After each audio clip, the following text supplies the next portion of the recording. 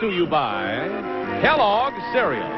The best to you each morning from Kellogg's of Battle Creek. And now let's all play What's My Line?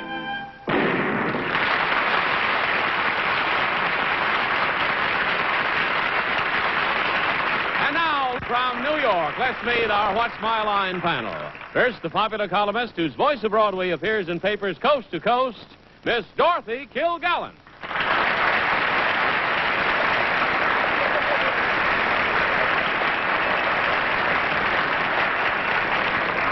And on my left, the star of the new movie Fluffy, Mr. Tony Randall.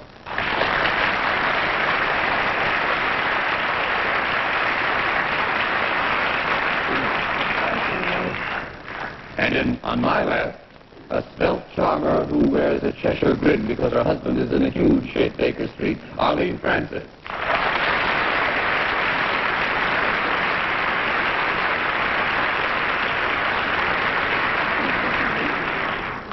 And now, our publisher panelist is going on a well-deserved vacation to Keneal Bay in the Virgin Islands. We wish him well. Bennett, sir.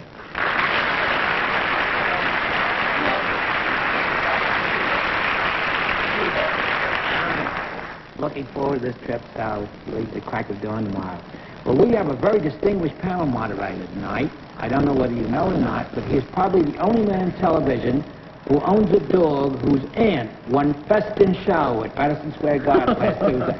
Here is the proud owner of that dog, John Charles Davis.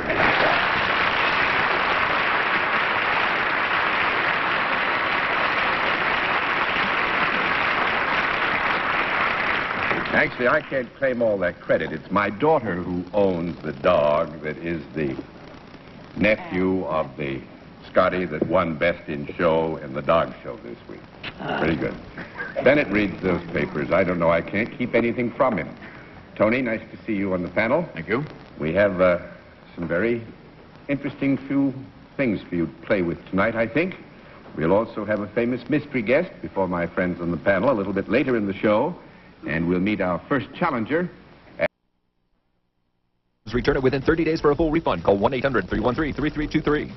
While we're talking about Corky, the nephew of the dog that won the France Amasseuse, you know, Bennett I ran into on Thursday, and he's got some friends up in Connecticut that have a dog and a cat.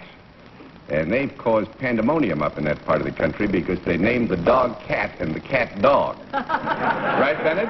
Sure. I think it was a wonderful story. And now let's meet our first contestant. Will you enter and sign in, please?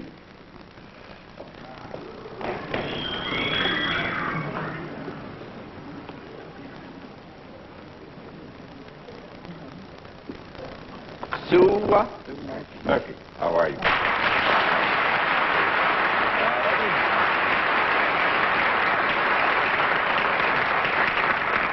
Miss or Mrs. Murphy? Miss. Miss Murphy. Where are you from? New York. From New York City. Nice to have you with us. May I present our panel? Miss Murphy. Now, if you'll come over here and sit next to me, we'll let the audience in the theater and the audience at home know exactly what your line is.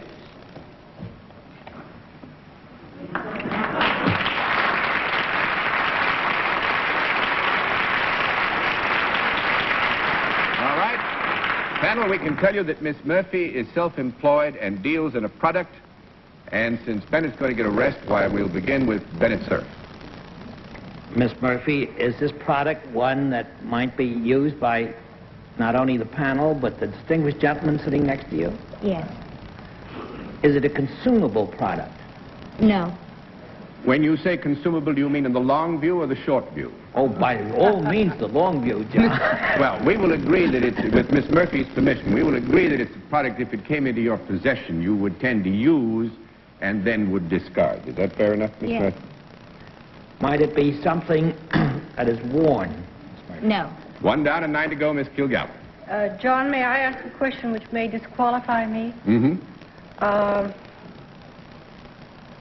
Do you carry this product from Yes. place to place? I'll disqualify myself. I think I know who it is. Oh, all right. Mr. Randall?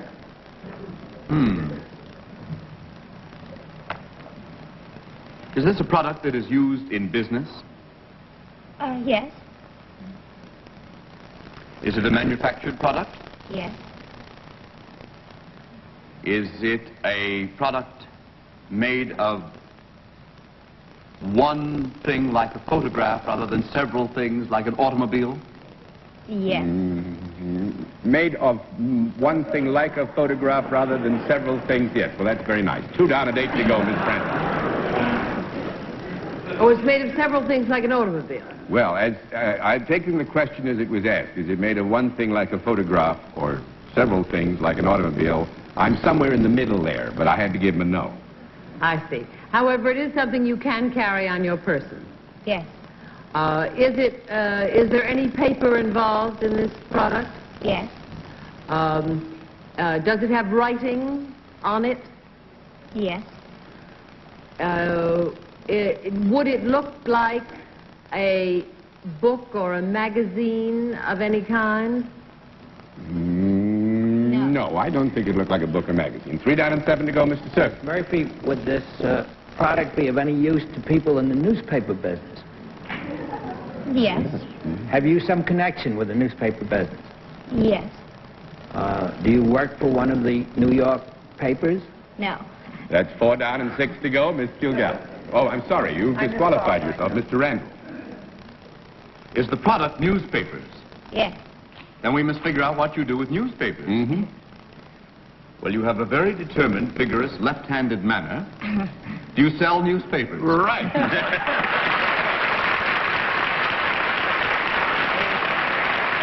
Very good. Actually, Dorothy, I rather imagine that you have seen Miss Murphy on her I round. have, and I believe she's also an actress, aren't you, Miss Murphy? Yes. No, actually, Miss Murphy sells newspapers from 10:30 p.m. to 3 a.m. and makes her way all the way from Greenwich I've read Village of up her. into the east side. You read about it in the paper. Now it comes back because it didn't when I was guessing, really. What do you go to the restaurants and sell them? I'm late tonight. Yeah, tonight I won't start till 11. Yeah, Well, for heaven's sakes, if you're late, we're going to throw those over. That's just it. But actually, as Dorothy has said, Miss Murphy is an aspiring actress, and she works at night selling newspapers so that in the daytime she can make the rounds of the producers' offices. And I guess you're studying too, are you? No, I'm just making the rounds. Just now. making the rounds.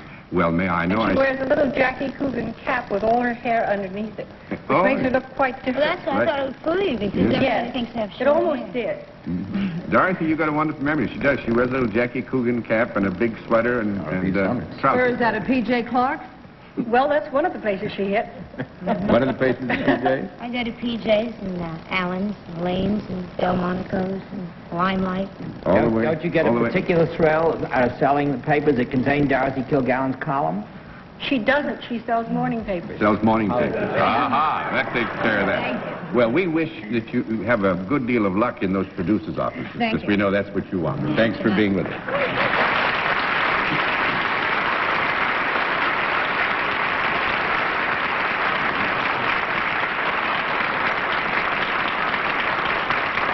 Now to meet our second challenger. Will you enter and sign in, please?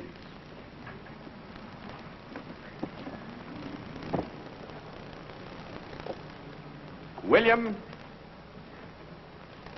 Nash. Right, sir? All right. Mr. Nash, where are you from? Evansville, Indiana. Evansville, Indiana. Right, nice to have you with us. Mr. Nash, may I present the panel? And now, if you'll join me over here, we'll let the audience in the theater and the audience at home know exactly what your line is.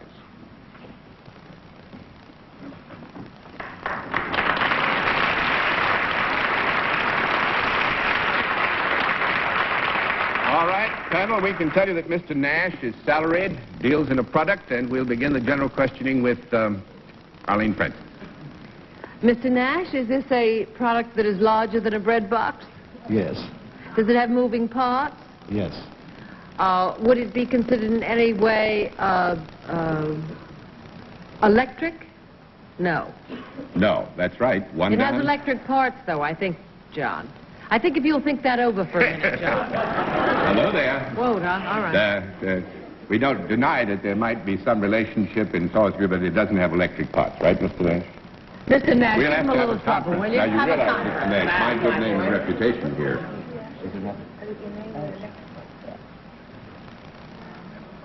The clock is electric, John, I'll bet you. 1 down, 9 to go. Mr. Sir. Mr. Murphy, I was in Evansville a few months ago doing a job for a bank, and I saw a lot of big factories there, big plants. Are you connected with a very large plant out in Evansville? Yes. Now, let's see. One of them was philodendron. Bucyrus Erie that makes equipment for digging canals and farms, and one of them made refrigerators and things used in the kitchen. Would you like to ask a question, Mr. Do you work for here and run all the products? You work for either Bucyrus Erie or a great big plant that makes equipment like ice boxes and refrigerators? No. That's two down and 8 to go, Mr. O'Gallagher. Mr. Nash, do you think I could use this product? Yes. Is it primarily useful rather than decorative? Yes. Does it come in various models, Various models? sizes, or colors? Well, we will agree that it can vary in size, and yes, I would say models is probably a good word. If I had one of these things, would it be in my house? No. No. 3 down and 7 to go, Mr. Rand. Is this a machine?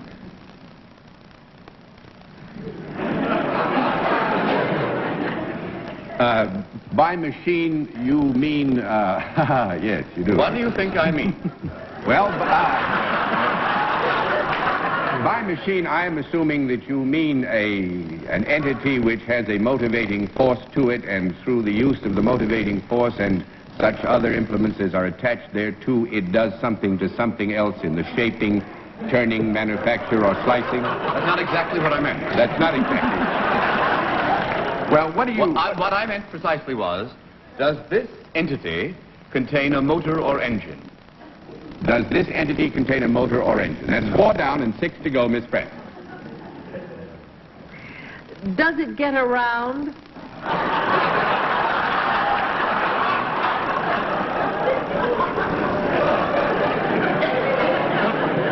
Without a motor. It gets around and it enjoys it. Do you have to propel it to get it around? Yes. Yeah. Mm-hmm. Is this something that you get onto or in order to make it function? Yes. In a Does manner it of have speaking. wheels? Does it have wheels? No. 5 down and 5 to go, Mr. Sir. It has no wheels. It has no motor. Has this product, has this in any way or any part of it ever been alive, Mr. 6 down and 4 to go, Mr. O'Gallagher. Mr. Nash, is this product ever used anywhere on the water? Yes. You are the most dubious man about your own product that I've ever seen. Well, we're not dubious. I'm Dr. Dubious tonight. No, we would have to agree that you could find this in use on water. Could you also find it somewhere else in use? Yes.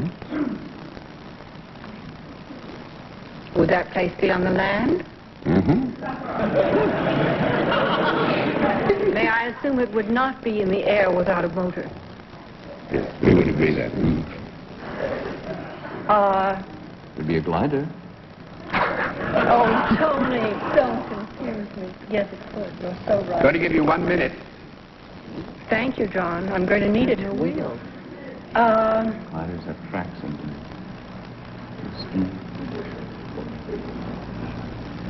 Is it big enough for me to get into? Yes. And I would then propel it in some fashion Yes. without any wheels. Tony knows I passed Tony. You've been passed to, Tony. Oh, I wasn't sure I did. I think that it probably uses some sort of animal propulsion. Is that correct? Ah, very good, Tony. That's 7 down I and knew 3 I to could go. throw In it fact, above. I'm going to throw the towel in for you. It's a sleigh or a sail. No. I see. Mr. Nash sells revolving doors.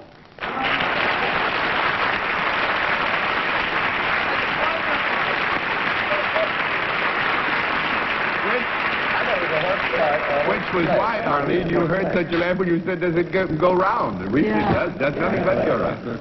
Yeah, we thought that you were going to open the door. And the place you'd find them on the water is on some ocean liners. Yeah, big ocean liners have them. Yeah. That's why we say you could find it. You don't find them in a home, mostly because they're pretty expensive. I asked Mr. Nash, and it appears that, $3,000 is about the rock bottom, and you can get a very nice one. Well, there And in aren't fact, many a very people good who one. revolve in a house.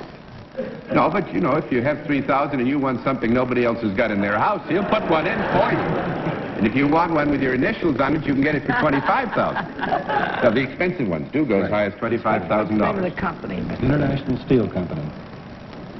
It's rather well known. The revolving door division of the International Steel.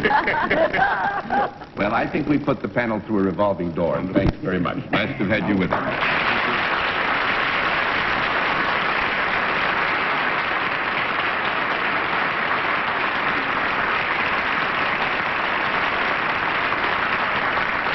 We'll meet tonight's mystery guest in just a moment, but first, here is a word from our sponsor.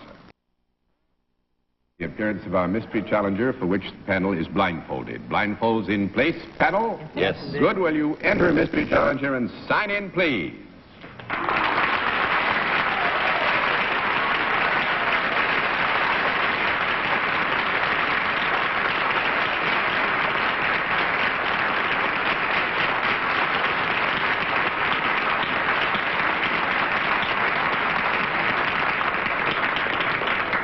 All right, panel, as you know, in this case, we go to a different form of questioning, one question at a time, in turn, moving clockwise.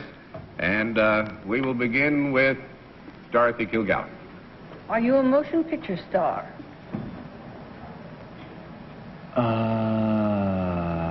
Well, hopefully, yes. Mr. Randall? Hopefully. Are you a fellow who's about to appear in the New York area? He's Yes. obviously appearing. Miss Francis? Well, if you are hopefully a motion picture star, does that mean that you may have come from the theater?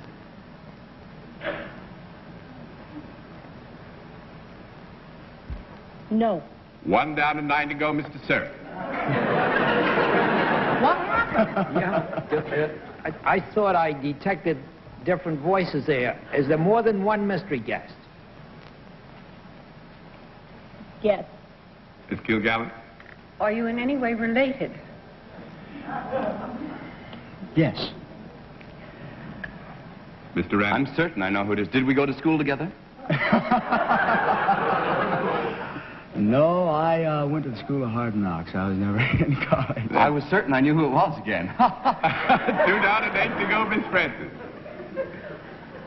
Well, is it a husband and wife team of some sort? I hope so. Mr. Sir. Well, if they didn't go to school with Tony Randall, they can't be Lunton Fontaine.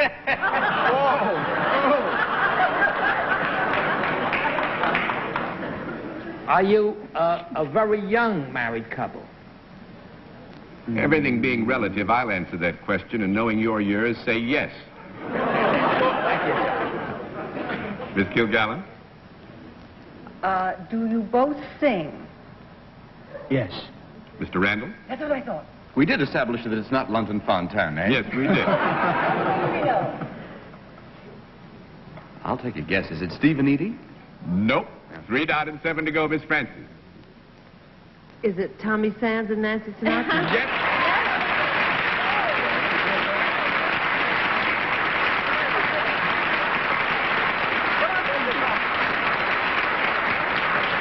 We rather thought that if you ever got onto The Man and Wife you discovered, because Tommy is in None But the Brave, which opened in New York, you know. Did it open this past week? Or Yes. open? Yes, Right, just opened, that's right. And so that they knew you were both in town. It's a joy to have you both here. And Thank you. And they are both singers, too. Thank And you. very good singers. We have to explain, Tommy's a little embarrassed about his light suit, but he just barely made it off the bus tour from all the theaters today. That's right. I've been doing Just got in. the rounds of New York, for the last 3 days, and so I just came in before the show started, and so that's why I'm in this. Well, I don't think that we need any apologies for that suit. I would just submit to you that spring is coming and you're getting the door open early. And thank you for doing it, Tommy. Nice of you both to give us a Thank part you. of your Sunday evening.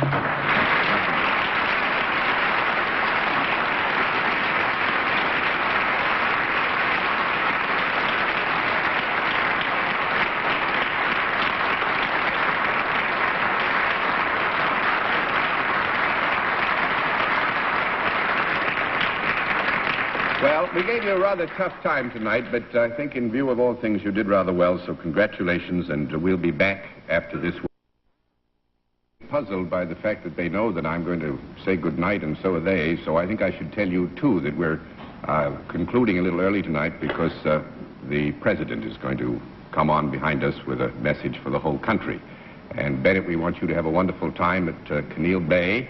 Martin Gable is going to be here to take your place, and we'll wish you a happy vacation, but be envious at the same time. Tony, wonderful to have you with us, and good night, Miss Dorothy Kilgallen. Good night, John. Have a good time in California, John. Thank you, Dorothy. Good night, Arlene. Good night, Tony, dear, and I hope Phyllis has a good time, too, not just you. You're all very nice. Good night, John. Gee, that softened him up. Did you hear that? He said we were all very nice and said good night. I thought at the very least he'd throw the desk and probably 3 chairs at me when he was going away on a vacation. We mean it, Bennett. Have a nice rest. And thanks to all of you for being with us on What's My Line? What's My Line is a CBS television network production in association with Mark Goodson and Bill Cotton. This is Johnny Olson speaking.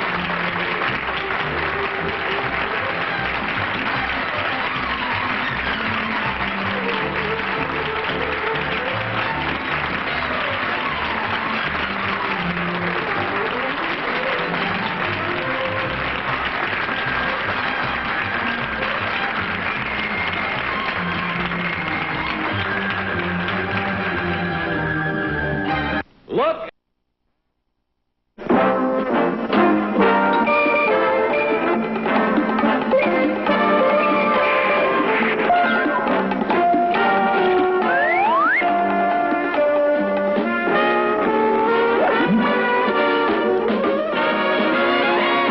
What's My Line? Brought to you by Geritol, the high-potency vitamin-iron-rich tonic in liquid or tablets, to help you feel stronger.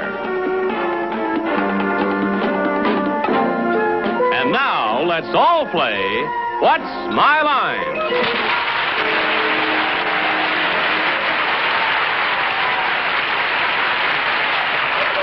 And now, from New York, let's meet our What's My Line panel. First, the popular columnist whose voice of Broadway appears in papers coast to coast, Miss Dorothy Kilgallen.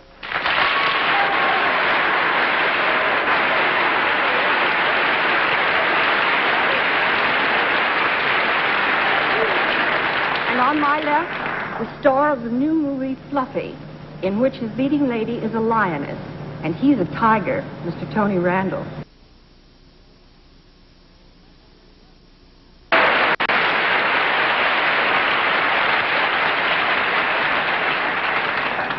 I read in the New York Times recently a list of words that were in Dr. Johnson's first dictionary in the English language, words that are no longer in use in English. And one of the most charming was belly bone. It means literally beautiful and good. And it refers to a woman who is both beautiful and good. And I suppose it's fallen into disuse because there are so few of them. In any case, here's a lady who fits the term belly bone, Arlene Francis.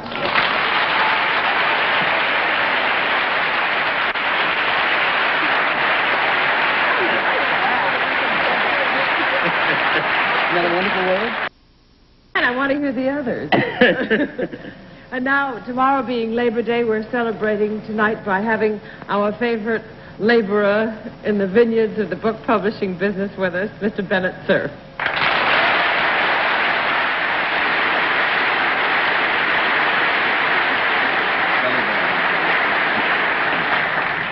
Well, Tony, I never heard the word belly bone before, but I've thrown away my introduction for John because if ever a man answered to the word belly bone, it's John Charles Daly.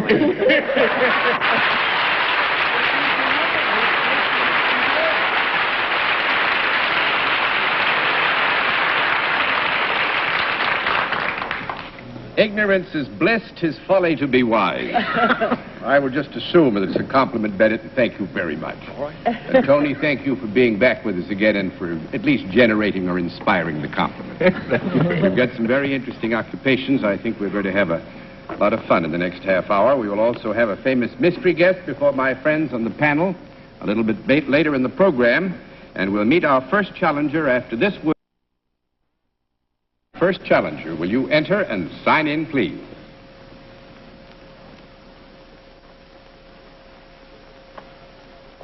John?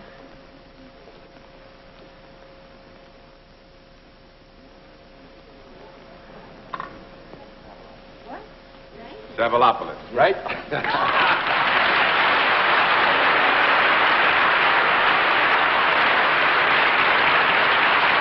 I have to congratulate you, John, because I have a John, too, first name, but my second name gives nobody pause. Yours gives them pause, and you have a chance to catch up on them. Where are you from, sir? Florida. From Florida. Well, it's nice to have you with us. Mr. Cephalopolis, may I present our panel? And now will you join me over here, and we will let the audience in the theater and the audience at home know exactly what your line is.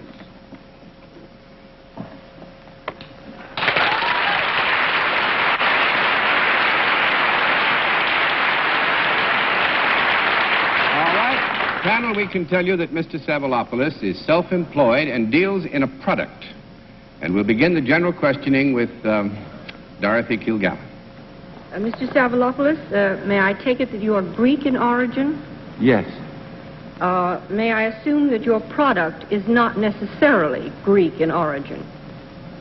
Yes. It is used by people in the United States? Yes. Could I use it? Yes, ma'am. Could I hold it in my hand? Yes. Would I have it in my house? Yes. Would I have more than one? Yes.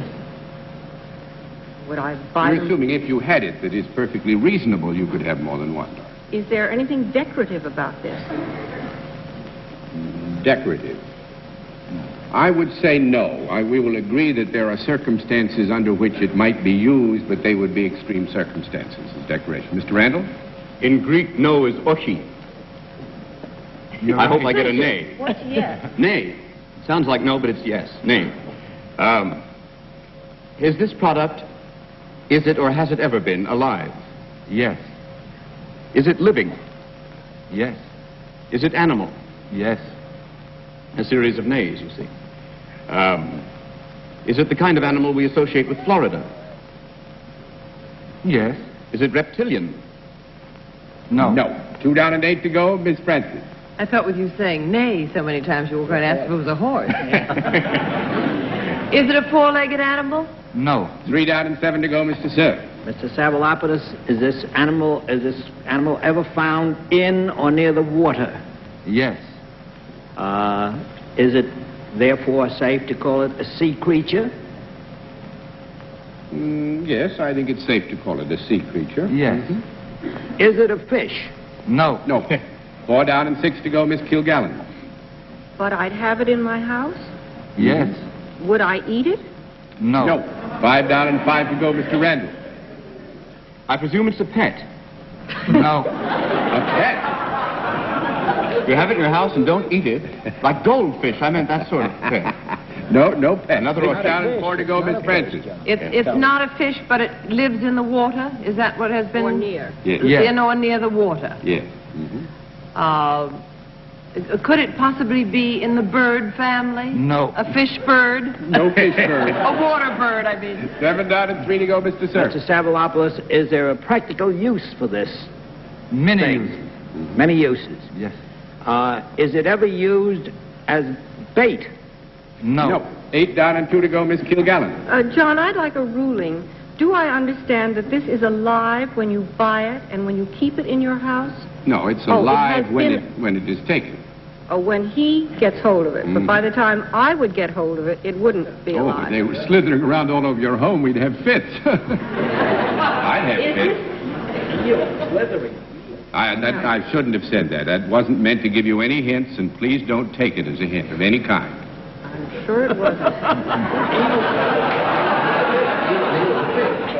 There'd been no call for a conference, Miss Kilgallen. Is this some type of animal life which has a shell?